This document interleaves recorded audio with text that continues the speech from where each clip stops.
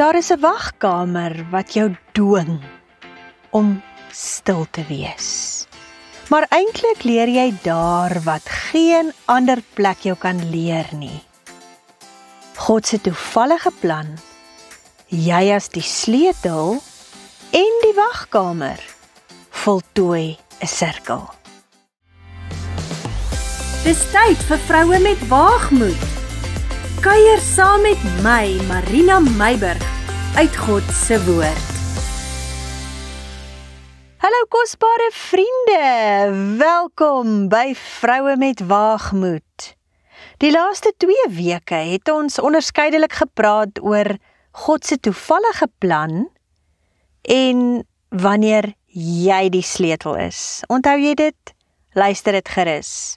Vandag wil ek saam met jou kuier oor God se wagkamer is 'n klaskamer. Nou hierdie 3 begrippe is elkeen uniek op hulle eie, maar gesamentlik voltooi hulle 'n sirkel in ons wandel saam met God. Kom ons gesels. Vriende, ons het verlede week gesê dat God soms nie vir ons deure oopmaak nie.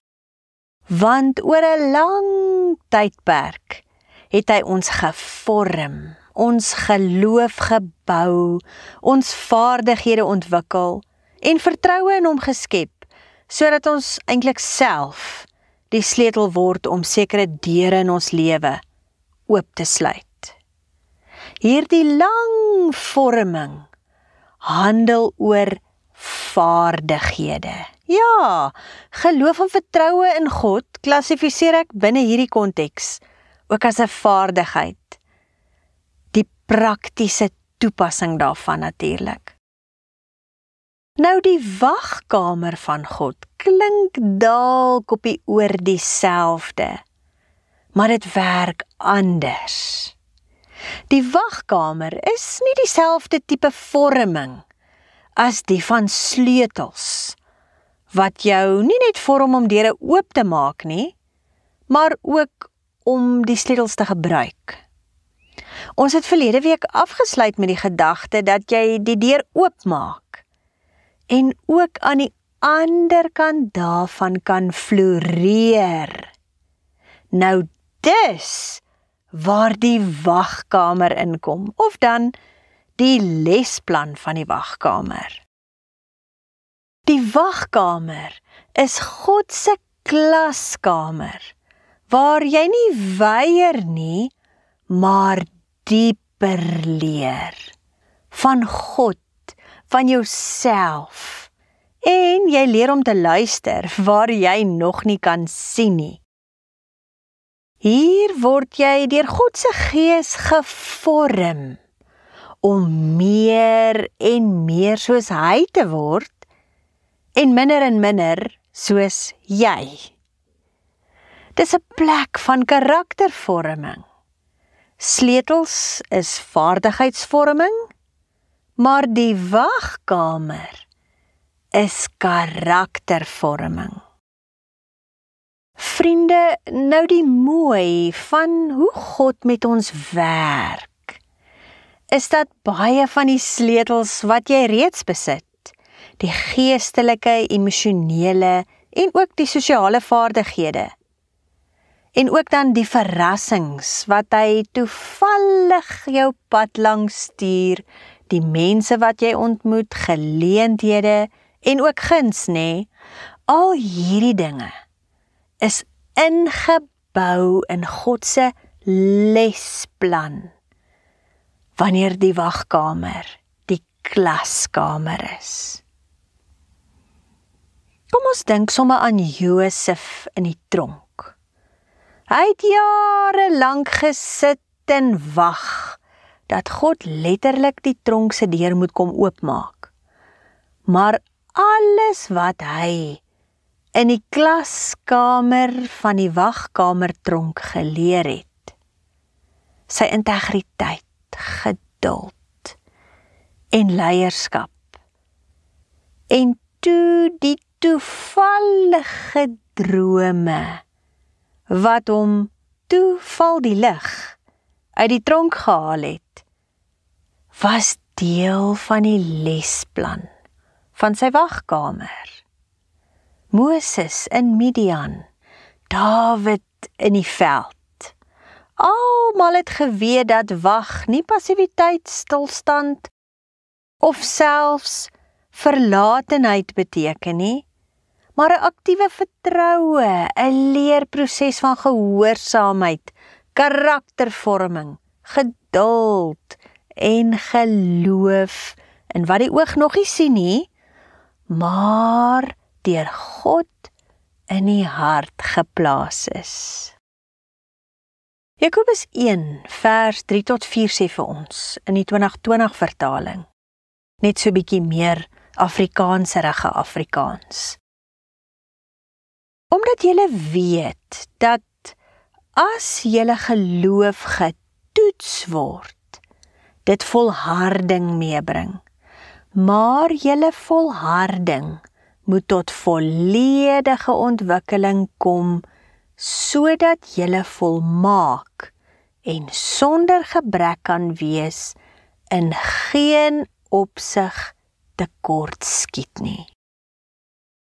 Vriende, dit is karaktervorming. God se wagkamer as 'n klaskamer, wat volharding of dan nou geestelike uithou vermoë, tot volle ontwikkeling laat kom. Ek sien ook sommer so in my geestesoog dat God se wagkamer soos 'n baarmoeder is, waar binne 'n fetus groei tot dit volledige ontwikkeling bereik het. Volmaak en sonder gebrek is, en in geen opsig tekort skiet nie. En dan vind die geboorte plaas. Maak dit vir jou sin? Sien jy nou saam met my hoe die sirkel voltooi?